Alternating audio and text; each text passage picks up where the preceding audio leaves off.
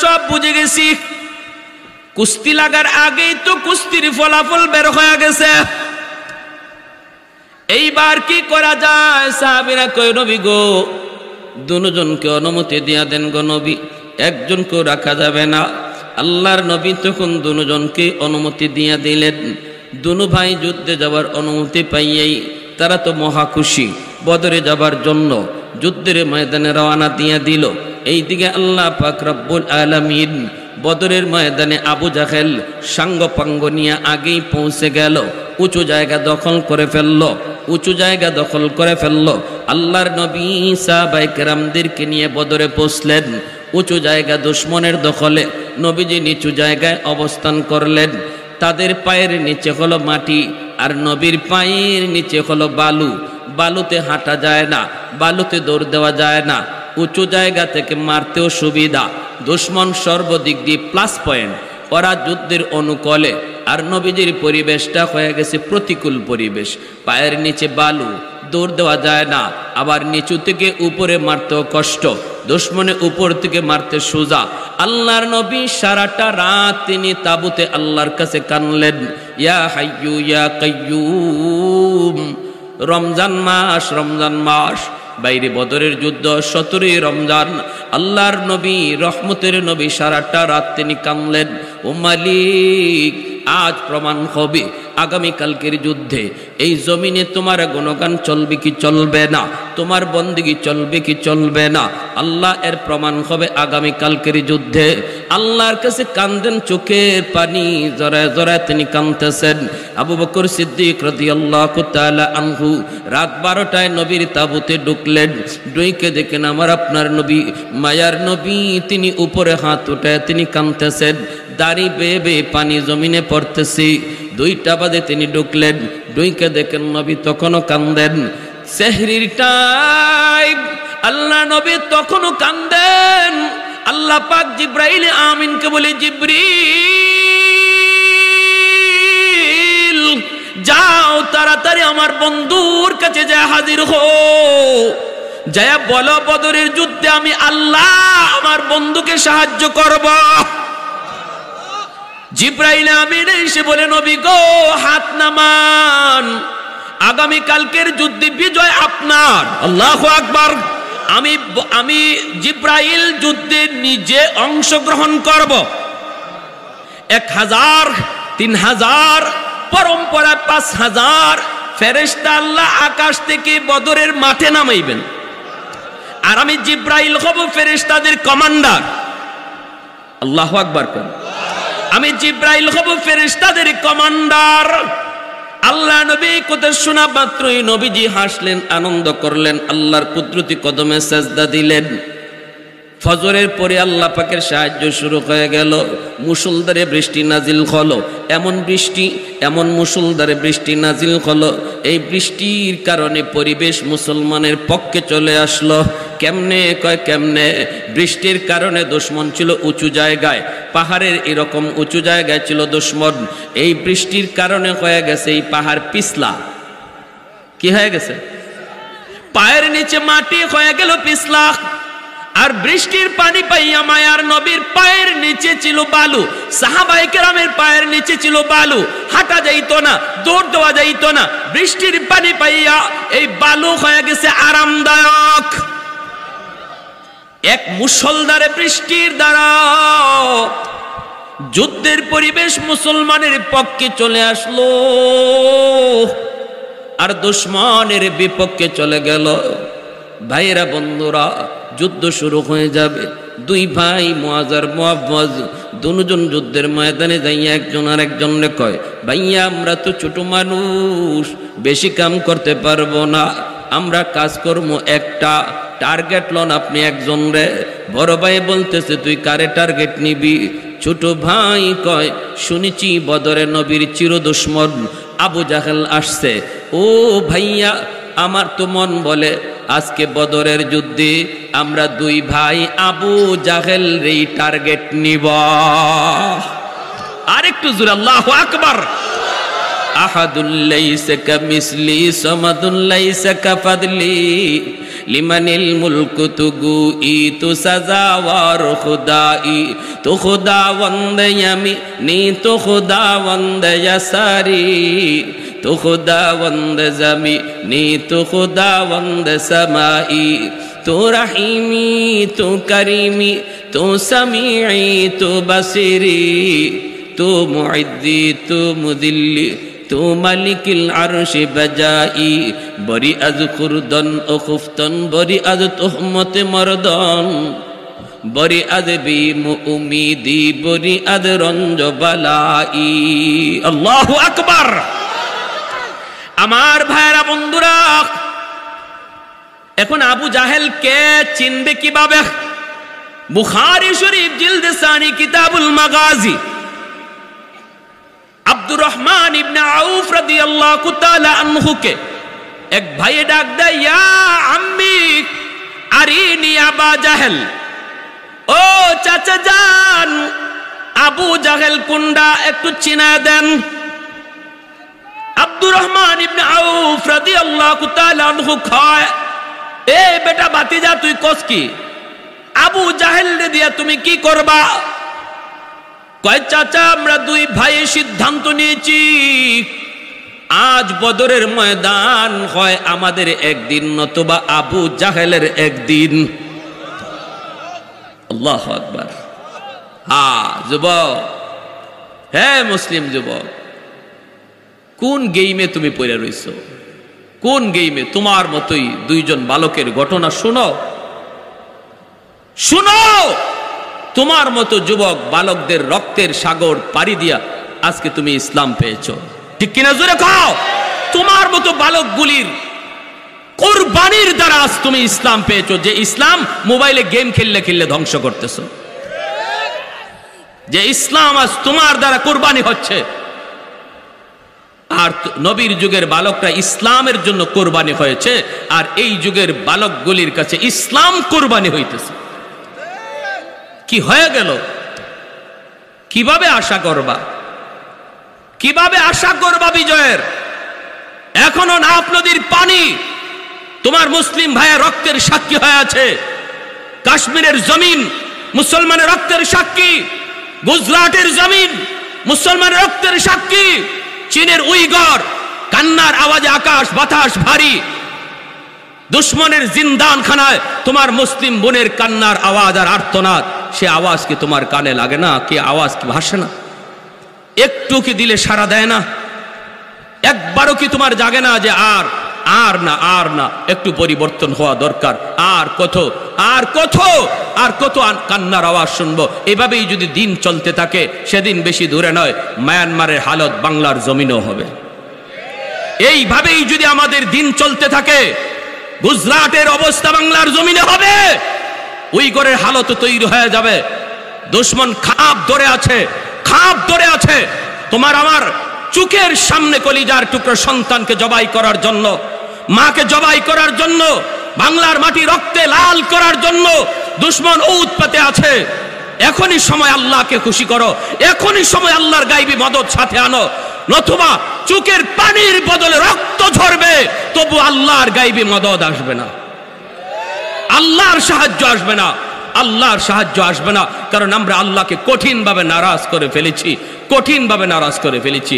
আল্লাহ বলে, বান্দা আমারে খুশি করার জন্য তোর কাছে মাত্র একটা ডিউটি আমি আল্লাহ দিছি, একটা তো আমি দিয়েই দিলাম, দৌলতে ইমান তো দিয়েই দিছে, মুসলমানের ঘরে জন্ম দিয়া শুধু একটা গুণ তোর অর্জন করার জিম্মাদারি তোকে দিলাম আমি আল্লাহকে খুশি করার জন্য।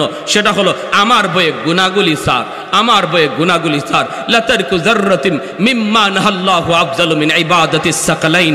আল্লাহ নবী বলেন, আল্লাহর ভয়ে কেউ যদি ছোট্ট একটা গুনাহ ছেড়ে দেয়, ছোট্ট গুনাহ, কবিরা না, সগীরা একটা গুনাহও যদি কেউ করে না আমি আল্লাহ, আমার আল্লাহ এতে নারাজ, আমি এটাও করব না, তখন নবী বলেন তার এই ছোট্ট গুনাহটা ছেড়ে দেওয়া এতে আল্লাহ এমন খুশি হয়, এটা যদি আল্লাহ এক পাল্লায় রাখে আর তামাম দুনিয়ার সমস্ত মানব দানবের নফল বন্দেগী এক পাল্লায় রাখা হয়, তাহলে তার ওই গুনাহ ছেড়ে দেওয়ার পাল্লাটা ভারী হয়ে যাবে। তামাম মানব দানবের সমস্ত গুনাহ যদি এক পাল্লায় রাখা হয়, সমস্ত নফল বন্দেগী যদি এক পাল্লায় রাখা হয়, আর আমার আর তোমার দ্বারা যদি একটা গুনাহ ছেড়ে দেওয়ার আমল রাখা হয়, গুনাহ ছেড়ে দেওয়ার আমলের পাল্লাই মায়ার নবী বলেছেন ভারী হয়ে যাবে। এতে আল্লাহ এত খুশি। কিন্তু আমরা না, আমরা গুনাহ ছাড়তে রাজি না। কম বেশি আলহামদুলিল্লাহ এমনও আছি, তসবিহ আলহামদুলিল্লাহ জপতেছি, কোরআন তেলাওয়াত করতেছি, কিন্তু না, কই গুনাহ ছাড়ার অভ্যাস নাই। তসবিহও জপি, মিথ্যা কথাও বলি, তসবিহও জপি, গীবত করি। মসজিদের নফল নামাজও ফরজ নামাজের পরে 4 রাকাত পড়ছি, বের হইয়াই দোকানে বৈশা গীবত শুরু করছি। আসেনি না নাই জোরে কোন? এজন্যই শবে বরাতের রাত্রেও যার অন্তরে হিংসা আছে, শবে বরাতের রাত্রেও যে সন্তান মারে বাবারে কষ্ট দিছে, শবে বরাতের রাত্রেও যেই সন্তান মদ পান করে, নেশা করে, গাঞ্জা খায়, ইয়াবা খায়, বাবা খায়, ডাইল খায়, ফুরি খায়, আল্লাহ এরে মাফ করবে না। এটা হাদিস শরীফ আল্লাহ নবী বলছেন, শবে বরাতে আল্লাহ সবাইরে মাফ করবে। এই রাতের উসিলায় যেই আল্লাহর কাছে কানবে, তওবা করবে, আল্লাহ তারই মাফ করবে। কিন্তু যার এই গুনাহ ছাড়ার অভ্যাস এখনো করে নাই, মদ খাওয়া ছাড়ে নাই, গাঞ্জা খাওয়া ছাড়ে নাই, নেশা করা ছাড়ে নাই, এটার থেকে যদি তওবা না করে, বাপ মারে কষ্ট দেওয়া যদি সে না ছাড়ে, তাহলে শবে বরাতের রাত পাইও সে হতভাগা, আল্লাহ তারে মাফ করবে না। গুনাহ ছাড়ার দরকার আসেনি না নাই? গুনাহ ছাড়ার দরকার আসেনি না নাই? আব্দুর রহমান ইবনে আউফ রাদিয়াল্লাহু তাআলা আনহু কয়, বেটা কোস কি তোরা 2 ভাইয়ের সিদ্ধান্ত নিয়ে নিছো আবু জাহেলের খতম করে ফেলাইবি? বলে জি চাচা, আমরা একটু খালি দেখায়া দেন কোনটা আবু জাহেল, চিনি না তো। কই যে দেখো ঘোড়ার উপরে বড় বড় ধমক দিছে আর ডাক দিতেছে, মাথাটা অনেক উঁচা। আবু জাহেল অনেক লম্বা চওড়া ছিল, বুঝছেন না? ঘোড়ার পিঠে বসলে হ্যাঁ একদম পা ঘোড়া মাটিতে লাগতো, এত লম্বা চওড়া, বড় বড় ধমক দিচ্ছে। বদরের যুদ্ধ আবু জাহেল বদরের যুদ্ধের নেতৃত্ব দেয়, আর মুসলমানের পক্ষে নবী মায়ার নবী নেতৃত্ব দেয়, আর ফেরেশতাদের পক্ষে জিব্রাইলে আমিন নেতৃত্ব দেয়। সুবহানাল্লাহ। কেমন যুদ্ধটা হইছে! এই আসতেছে রমজান মাস, 17ই রমজান। প্যারে হাজরিন, এখন হইছে কি, দুনুবাই যেই দেখছে আবু জাহেল রে চিনছে, ছোট মানুষ তো, ফাঁকে ফুকে, ঘোড়ার ফাঁকে ফুকে কেমনে কিভাবে জানি আবু জাহেলের ঘোড়ার পাশে গিয়ে হাজির হয়ে গেছে। হাতির মধ্যে কিন্তু তলোয়ার নাই, তলোয়ার নাই, আছে খেজুরের ডাল। কি আছে? জোরে কোন? আমাদের কাছে এখন আছে মাটির চাকা, দুশমনের কাছে আছে পারমাণবিক বোমা, ঠিক না? আমাদের কাছে আছে ইটের টুকরা, দুশমনের কাছে পারমাণবিক বোমা। বদরে দুশমনের কাছে সশস্ত্র অস্ত্র, মায়ার নবীর সাহাবীদের কাছে খেজুরের ডাল আর মাটির টুকরা। এবার বুঝছেন কি হয়। আবু জাহেলের ঘোড়ার পাশে পৌঁছে গেল। আবু জাহেলের ঘোড়ার পাশে পৌঁছে এক ভাই আবু জাহেলের ঘোড়ার পায়ে খেজুরের ডাল দিয়া মারলো। ঘোড়ার পায়ে খেজুরের ডাল দিয়া মারছে, আল্লাহ খেজুরের ডালকে তলোয়ার বানায় দিল। ঘোড়ার পা কেটে গেল। আবু জাহেল দপার দিয়া মাটিতে পড়ে গেল। আরেক ভাই দৌড় দিয়া যাইয়েই তার হাতের খেজুরের ডাল আবু জাহেলের বুকের মধ্যে বসায় দিল। এই ডালকেও আল্লাহ তলোয়ার বানায় দিলেন। আল্লাহু আকবার। একটা বসানিতেই আবু জাহেলের বুক ছিদ্র হইয়া, বডি ছিদ্র হইয়া একদম মাটিতে যায়া গাতল। কে বানাইছে?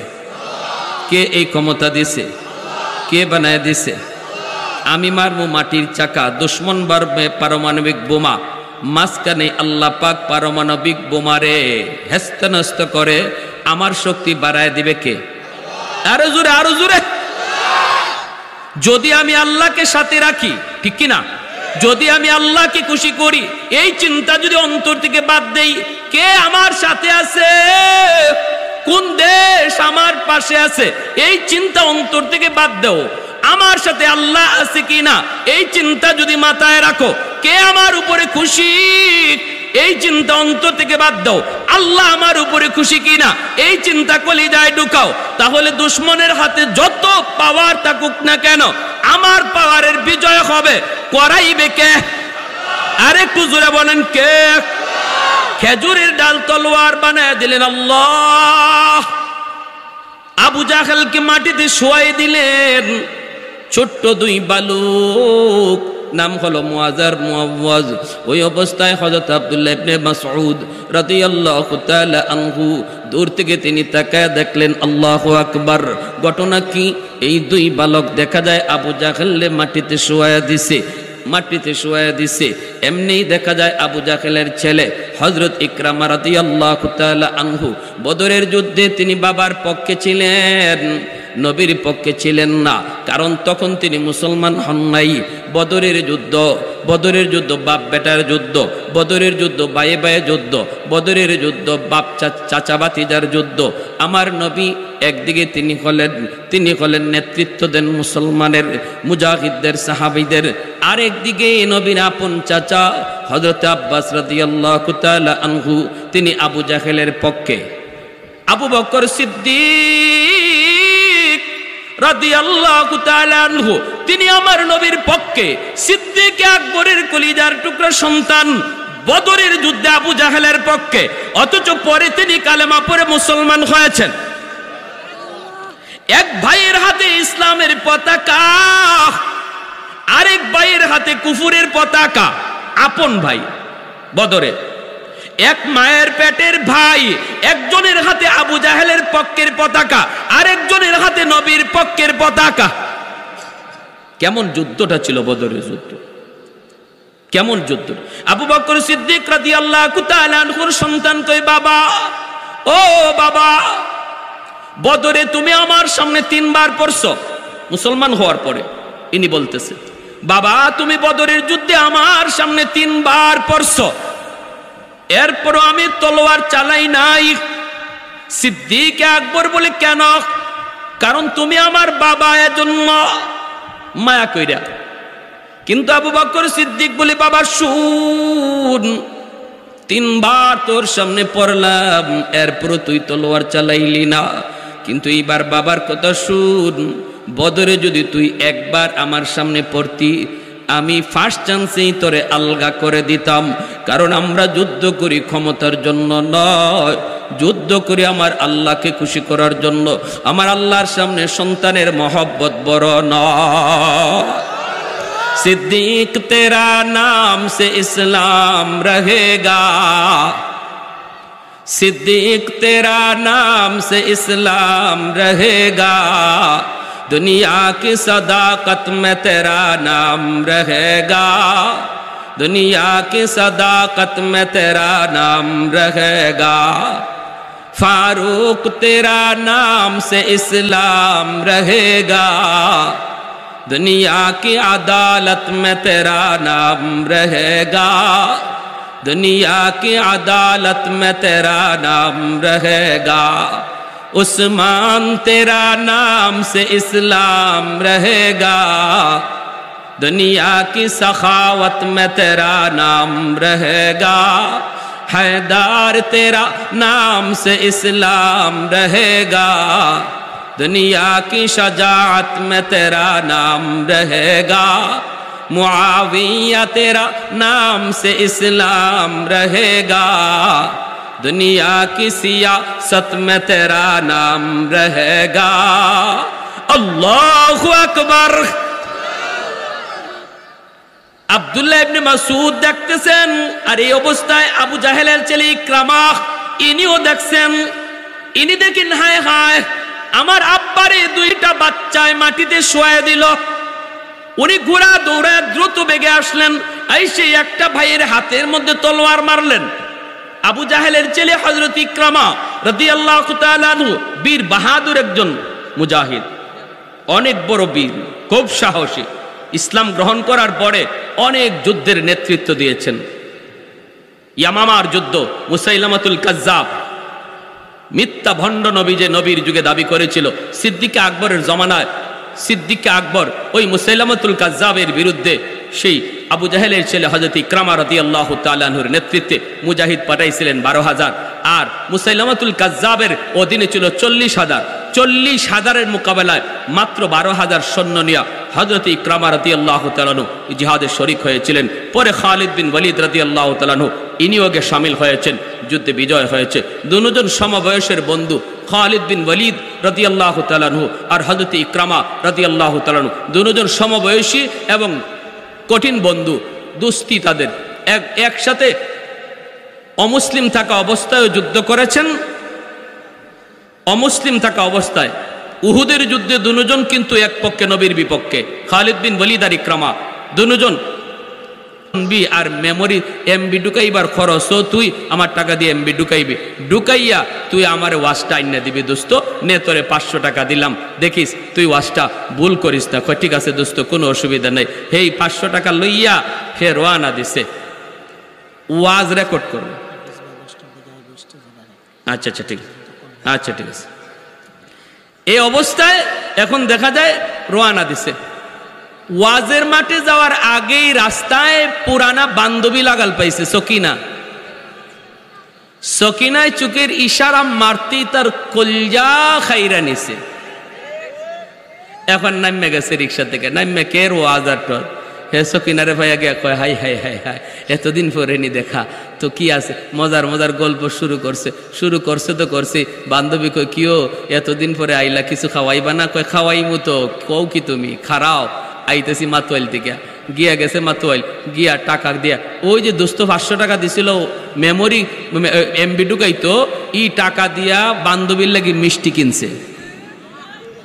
এই টাকা দিয়ে কি গেছে? বান্ধবীর লাগি মিষ্টি কিনছে। কিনা বান্ধবীরে মিষ্টি মুষ্টি খাওয়াইয়া ওয়াজের ফতে ওয়াজ শেষ, আর এদিকে তার গল্প আর মিষ্টি খাওয়ানি এটাও শেষ। সব শেষে সে আসছে পরে দোস্তের কাছে আর এখন মুখ দেখাইতে পারে না। দোস্তর কাছে আসতে দোস্ত কয়, দোস্ত ওয়াজটা দে।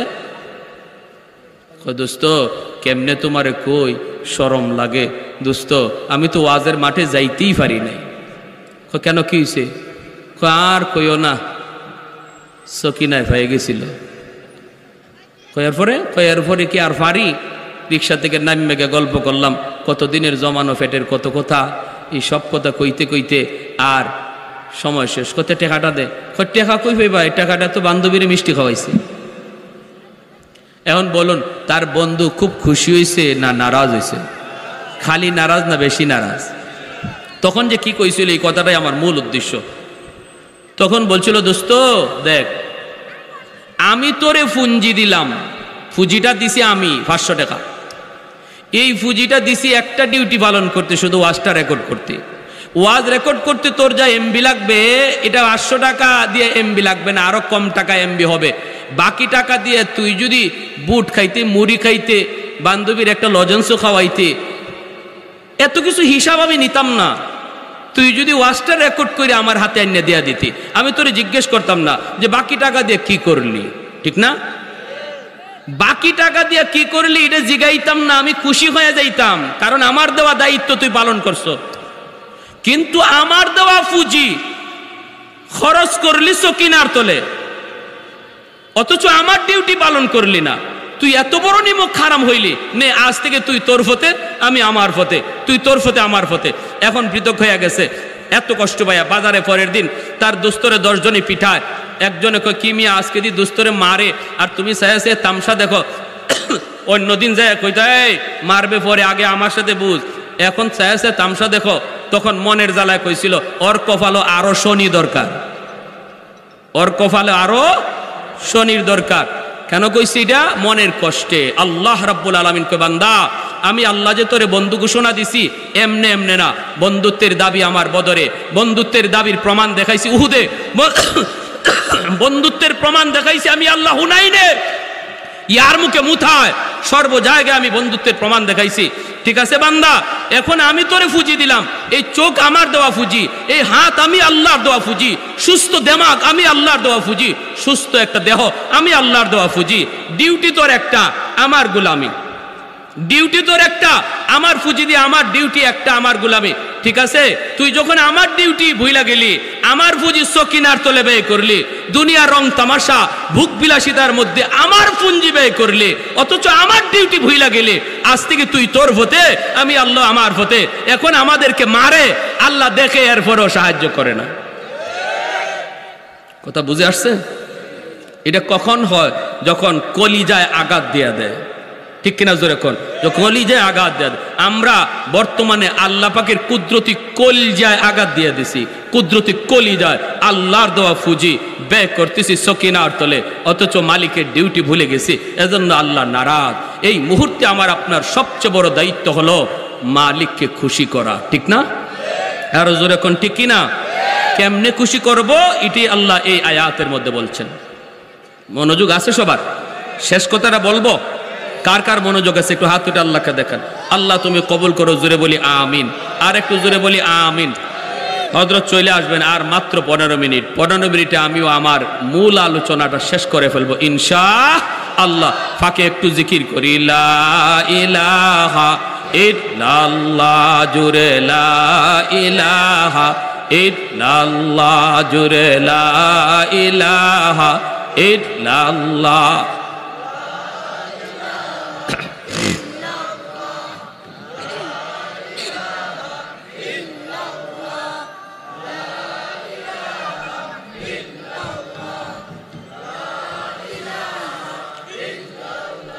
লা ইলাহা ইল্লাল্লাহু মুহাম্মাদুর রাসূলুল্লাহ। জোরে সুরে বলি সাল্লাল্লাহু আলাইহি ওয়াসাল্লাম। আমিন কয়। প্রতিদিন জমিন আমি আল্লাহর কাছে আবদার করে, মালিক আর কত গুনাহগারের গুনাহ আমি জমিন দেখব, আর কত আমি গুনাহগারের পায়ের লোড নিব। ও মালিক, এই জমিনে যেই পরিমাণ গুনাহ হয়, যেই পরিমাণ অন্যায় হয়, যেই পরিমাণ অত্যাচার হয়, আলা কুল্লা ইয়াউমিন ওয়াল আরদু ইয়াস্তাজিলু রাব্বাহু ওয়াল মালাইকাতু ইয়াস্তাজিলু রাব্বাহু ওয়াল বাহরা ইয়াস্তাজিলু রাব্বাহু। আল্লাহ পাক রব্বুল আলামিন হাদিসে কুদসির ভিতরে আল্লাহ পাক বলেন, জমিন প্রতিদিন আল্লাহর কাছে আবদার করে, আবতালিউ ইবনা আদম ফি কারি, ও মালিক অনুমতি দাও, সুদকুরের 5 তলা বিল্ডিং আমি গিলে ফেলি, ঘুষকুরের 10 তলা বিল্ডিং আমি গিলে ফেলি, আমি আর তার লোড নিতে রাজি না। আসবিরু ইলা মাতা আসবিরু, ওই গুনাহগারের পায়ের আওয়াজ আমি জমিন আর কত শুনবো, আমি আর তার পায়ের লোড আর কত নিব, তার বিল্ডিং এর লোড আমি জমিন আর কত নিব। তুরস্কের জমিন, সিরিয়ার জমিন 5 তলা 10 তলা বিল্ডিং গিলে ফেলেছে, ঠিক না? 50,000 মানুষ গিলে ফেলেছে। আল্লাহ পাক রব্বুল আলামিন কয়, শুধু তুরস্কের জমিন নয়, সিরিয়ার জমিন নয়, বাংলাদেশের জমিনও এমন আবদার করে, পাকিস্তানের জমিনও আবদার করে, মাতুয়াইলের জমিনও আল্লাহর কাছে প্রতিদিন আবদার করে, মালিক অনুমতি দাও, অনুমতি দাও, আমি আর সইতে পারি না, আমি আর জালেমের পায়ের আওয়াজ সইতে পারি না। আল্লাহ পাক রব্বুল আলামিন কয়, কেন, কি জন্য? কইলি আন্নাকুম ইয়ারযুকু বিরিজকিকা ওয়া ইয়াসিকা লিআন্নাকুম ইয়াতাকাল্লামু বিলিসানিকা ওয়া ইয়াসিকা।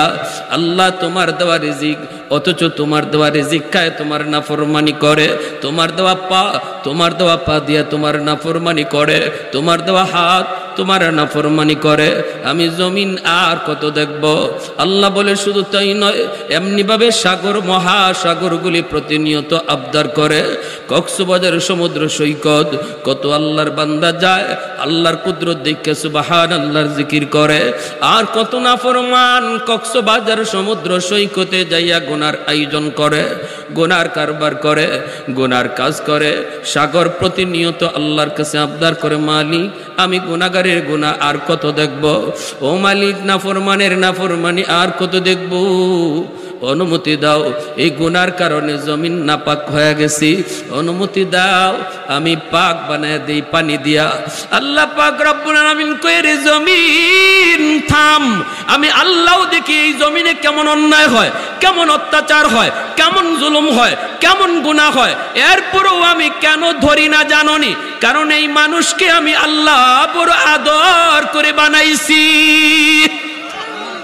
আসমান আল্লাহ বানাইছেন কুন ফায়াকুন বইলা, জমিন আল্লাহ বানাইছেন কুন ফায়াকুন বইলা, ফেরেশতাও আল্লাহ বানাইছেন কুন ফায়াকুন বইলা, কিন্তু আমারে আপনারে আল্লাহ পাক কুন ফায়াকুন বইলা বানায় নাই। আমারে আপনারা যখন আল্লাহ বানাইছে, খালাকতু বিয়াদাইয়া, আল্লাহ বলে আমি আমার নিজের হাত দিয়া বান্দা বান্দিরে বানাইছি।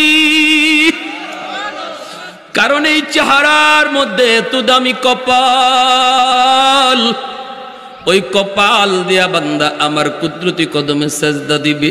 এই কপালটার এত দাম, এই কপাল ফেরেশতাদের হাতে বানাইলে হয় না, এই কপাল কুন ফায়াকুন বলল হয় না, এই কপাল আমি আল্লাহ নিজের হাতে বানাইছি।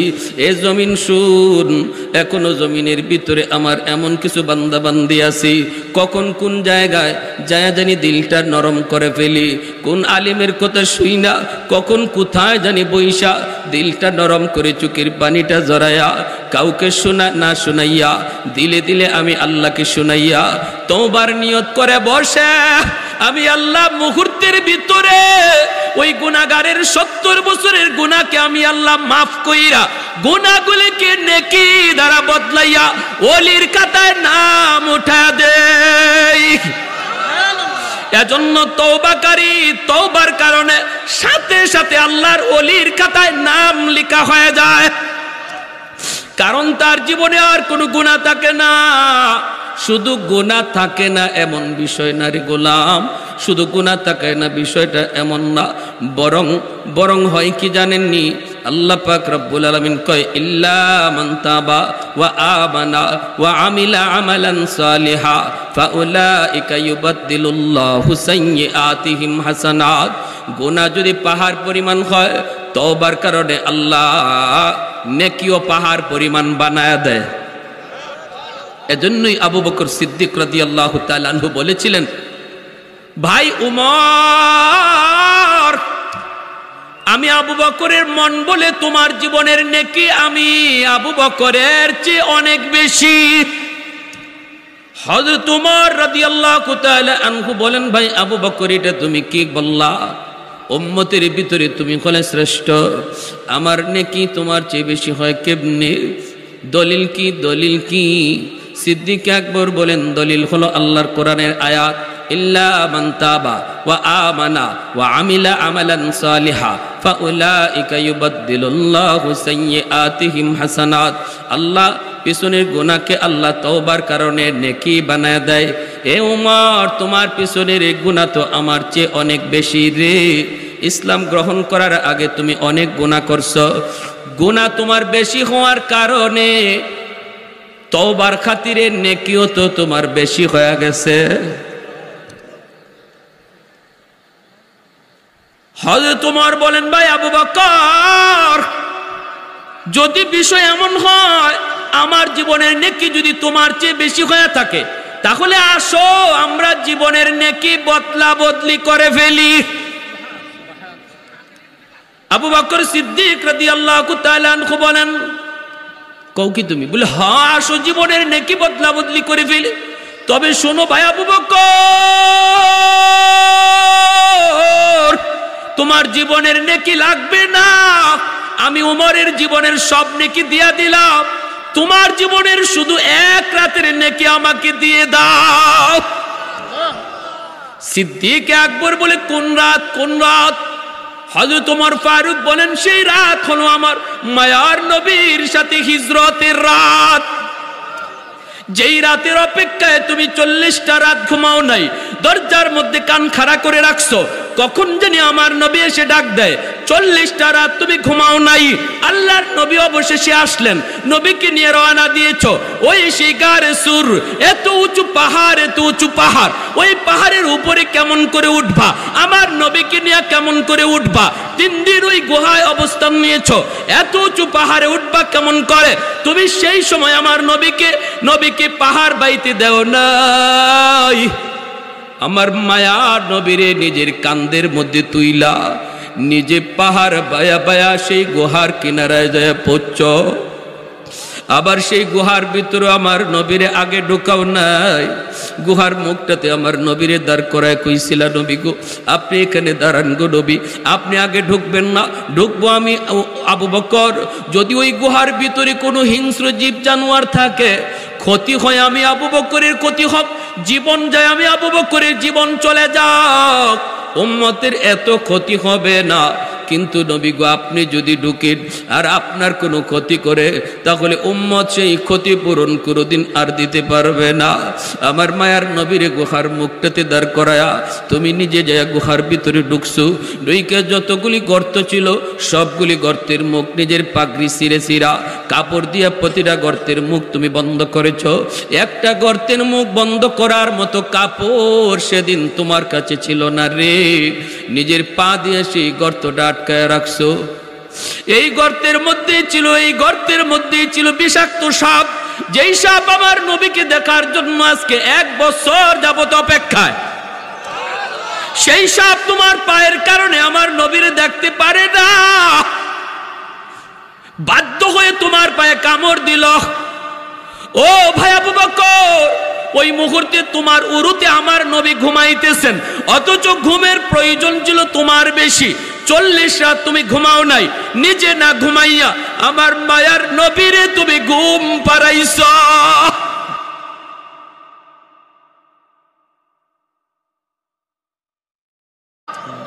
বিষাক্ত সাপের যন্ত্রণা, বডিটা নড়াচড়া করো না, তুমি বডিটা নড়াচড়া করো না, কারণ বডি নড়াচড়া করলে আমার মায়ার নবীর ঘুম ভেঙে যাবে। এত যন্ত্রণা তুমি কিরিমিরি খায় হজম করেছো, দাঁতে কিরিমিরি খায় তুমি বিষাক্ত সাপের বিষের যন্ত্রণা হজম করেছো, এরপরও নিজের বডিটা নাড়াও না, কারণ এতে তোমার মায়ার নবীর ঘুম ভেঙে যাবে। 1 ফোঁটা চোখের পানি মায়ার নবীর পবিত্র গালে পড়ল, নবীর ঘুম ভেঙে গেল। আল্লাহ নবী দেখতেছেন তোমার চেহারা কালো হয়ে গেছে। বিষাক্ত সাপের বিষ মায়ার নবী লব লাগায় দিলেন, আল্লাহ বিষকে পানি বানায় দিল। ও ভাই আবু বকর, আমি উমরের জীবনের সব নেকি তোমারে দিয়া দিলাম, বিনিময়ে আমাকে শুধু ওই রাতের নেকি দিয়ে দাও। সিদ্দিক আকবর রাদিয়াল্লাহু তাআলা বলেন, আবু বকর রাদিয়াল্লাহু তাআলা আনহু বলেন, ভাই উমর, আমি যে তোমার ওই রাতের নেকি দিব, আমি আবু বকর নিজেও জানি না ওই রাতে আমার কি পরিমাণ নেকি হয়েছে। চলো আমরা দুজন আল্লাহর নবীর কাছে যাই, যাইয়া নবীকে জিজ্ঞেস করি, নবী গো ওই রাতে আমার কি পরিমাণ নেকি হয়েছে। দুজন চলে আসলেন মায়ার নবীর কাছে। আল্লাহর নবীর কাছে আইসি সিদ্দিক আকবর সালাম দিয়া কই, নবী গো সমস্যায় পড়ে এসেছি গো নবী। আল্লাহর নবী কই, কি বলো? বলে আমরা দুজন জীবনের নেকি বদলা বদলি করতে চাই, উমর তার জীবনের সব নেকি আমাকে দিতে চায়। ওগো নবী, আমি বলেছি উমরের পিছনের জীবনের সব গুনাহ তো আল্লাহ নেকি বানায় দিছে, আমার মন বলে উমরের জীবনের নেকি আমার চেয়ে বেশি হয়ে গেছে। নবী বলে, ঠিক বলেছো, ঠিক বলেছো, উমরের পিছনের জীবনের সব নেকি আল্লাহ, সব গুনাহ আল্লাহ নেকি বানায় দিছে। তো কি হয়েছে? বলে উমর আমাকে তার জীবনের নেকি দিতে চায়, বিনিময়ে আমার 1 রাতের নেকি নিতে চায়। অথচ আমি জানি না গো নবী ওই রাতে আমার কি পরিমাণ নেকি হয়েছে। আল্লাহর নবী তখন বলেন, আবু বকর সেটা কোন রাত? সিদ্দিক তখন বলেন, নবী গো সেই রাতটা হলো আপনার সাথে হিজরতের রাত। এইবার মায়ার নবী দয়ার নবী কে, আবু বকর আমি বলবো না, আমি কোনো পরামর্শ দিব না, আমি কিছু বলবো না, বদলাইবা কি বদলাইবা না, আমি কারে কি কোন কথা বলবো, কে খুশি হয় আর কে নারাজ হয়। দুজন তো আমার নবীর কলিজার বন্ধু, দুজন তো মায়ার নবীর ডান হাত বাম হাত। আজও আমার নবী মদিনার রওজা আতহারে সেই 2 বন্ধুকে নিয়া চির নিদ্রায় শুয়ে আছি, বন্ধুকে নিয়েই নবী রওজায় শুয়ে আছি। নবী কারে খুশি করবে আর কে নারাজ হবে, এজন্য মায়ার নবী কয় আমি কোনো মত দিব না, তবে যেটা জানতে চেয়েছো সেটা বলতে পারি রে আবু বকর। ওই রাতে তোমার কি পরিমাণ নেকি হয়েছে? ওই রাতের নেকি যদি 1 পাল্লায় রাখা হয় আর গোটা উম্মতের নেকি যদি 1 পাল্লায় রাখা হয়, তোমার পাল্লা ভারী হয়ে যাবে। सिद्दीक सिद्दीक तेरा नाम से इस्लाम रहेगा, सिद्दीक तेरा नाम से इस्लाम रहेगा, दुनिया की सदाकत में तेरा नाम रहेगा, दुनिया की सदाकत में तेरा नाम रहेगा। फारूक तेरा नाम से इस्लाम रहेगा, दुनिया की अदालत में तेरा नाम रहेगा। एक जोरे शुरी बोली अल्लाहु আকবার, মুসলমানের আওয়াজে বলি আল্লাহু আকবার। এজন্য আমার ভাইরা বলতেছিলাম, আল্লাহকে খুশি করা দুনিয়ার সবচেয়ে সহজ। যদি এই মুহূর্তে আমরা কাটিয়ে দিলে তওবা করি, আল্লাহ যা করছি ভুল করছি মালিক আর করবো না, সাথে সাথে আল্লাহ আমাদের উপরে খুশি। এই কথাটা কারা কারা দিল থেকে কইতে রাজি আল্লাহকে? আল্লাহ তুমি প্রতিটা হাতকে কবুল করো, সবাই বলি আমিন। আগামী কাল শবে বরাত, এই রাতে চোখের পানি ঝরে আমরা আল্লাহরে খুশি করব। আল্লাহরে খুশি করা ছাড়া এই মুহূর্তে আমাদের আর কোনো পথ নাই, আমাদের কোনো পথ নাই, বাঁচার কোনো উপায় নাই। চতুর্দিক থেকে দুশ্মনের ধাওয়া আসতেছে, শুধুমাত্র আল্লাহকে খুশি করব আর আল্লাহরে পাশে রাখবো, বিজয় আমাদের হবে ইনশাআল্লাহ।